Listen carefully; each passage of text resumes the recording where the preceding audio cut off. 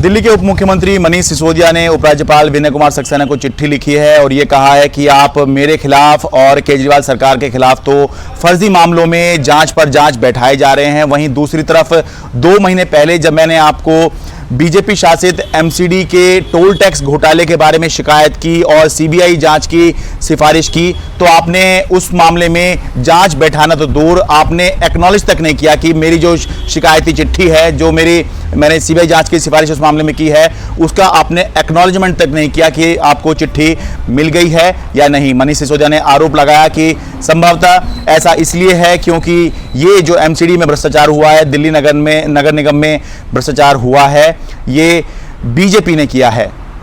अब समझिए कि ये कथित टोल टैक्स घोटाला है क्या, जिसका आरोप मनीष सिसोदिया लगा रहे हैं। मनीष सिसोदिया ने 10 अगस्त को उपराज्यपाल विनय कुमार सक्सेना को चिट्ठी लिख के कहा था कि दिल्ली नगर निगम में 6000 करोड़ रुपए का टोल टैक्स घोटाला हुआ है, इसकी सीबीआई जांच करवाई जाए। किस तरह से घोटाला ये बता रहे हैं, पहले समझिए कि ये है क्या। दिल्ली के अंदर 124 एंट्री पॉइंट्स हैं। दिल्ली के पड़ोसी राज्य हैं यूपी और हरियाणा, तो यूपी और हरियाणा से 124 एंट्री पॉइंट्स पर जब कमर्शियल वाहन दिल्ली के अंदर घुसते हैं तो उनसे एमसीडी के नाम पर टोल टैक्स लिया जाता है। प्रति वाहन 100 रुपए से लेकर 1200 रुपए तक ये टोल टैक्स होता है प्रतिदिन के हिसाब से। और बस, ट्रक, टैक्सी, टेम्पो, ये सभी जो कमर्शियल वाहन जब दिल्ली की सीमा रेखा में जैसे ही घुसते हैं तो इनसे वहीं पर टोल टैक्स लिया जाता है। तो मनीष सिसोदिया का यह आरोप है कि 2017 में दिल्ली नगर निगम ने एक टेंडर निकाला और टेंडर के तहत एक कंपनी है MEP इंफ्रास्ट्रक्चर लिमिटेड, तो 1200 करोड़ रुपए सालाना का ये कॉन्ट्रैक्ट था या टेंडर था। मतलब कि इस कंपनी को एमसीडी के नाम पर कलेक्ट करके 1200 करोड़ रुपए जो हैं एमसीडी को सालाना देने थे। आरोप यह है कि पहले साल तो इस कंपनी ने 1200 करोड़ रुपए पूरे दिए, लेकिन आगे चल के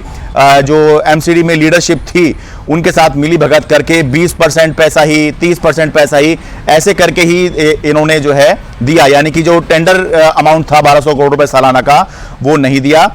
इसके बावजूद जो नगर निगम था उसने ना तो इस कंपनी को ब्लैकलिस्ट किया और ना ही जो है दोबारा से टेंडर किए, और 4 साल तक ये सिलसिला जो है ऐसे ही चलता रहा। इसके बाद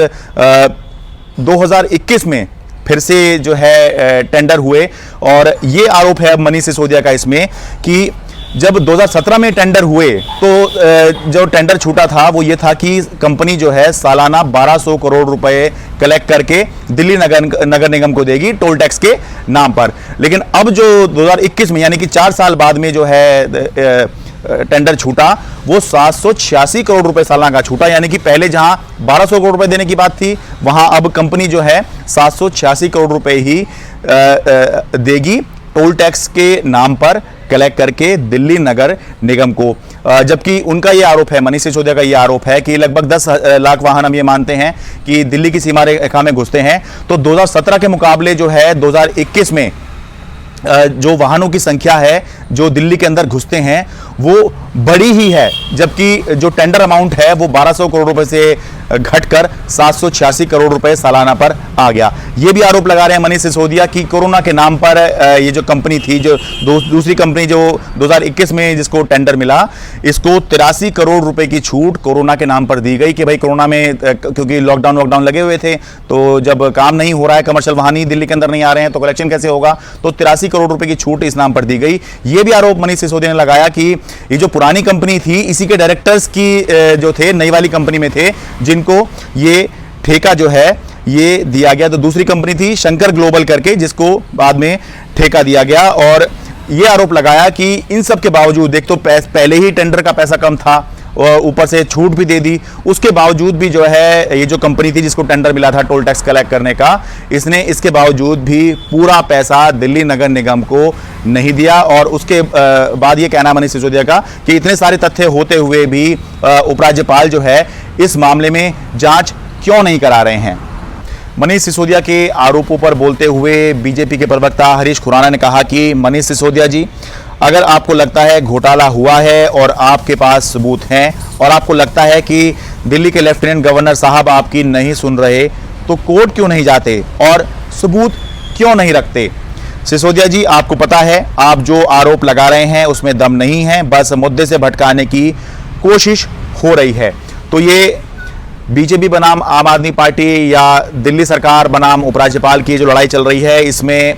दोनों तरफ से जो है आरोप प्रत्यारोप लग रहे हैं। लेकिन ये दिखाई दे रहा है कि क्योंकि एक तरफ जो है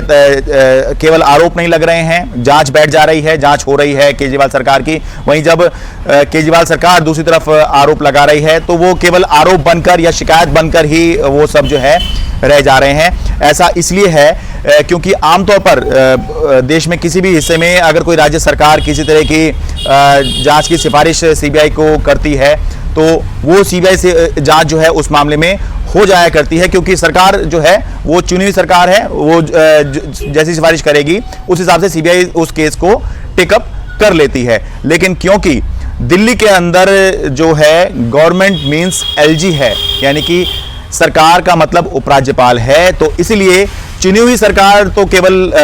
आरोप लगा रही है या शिकायत करके रह जा रही है, जबकि जांच केवल जो है उसी मामले की हो रही है या हो सकती है जिस मामले को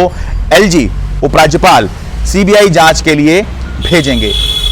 दिल्ली से मैं शरद शर्मा, एनडीटीवी इंडिया।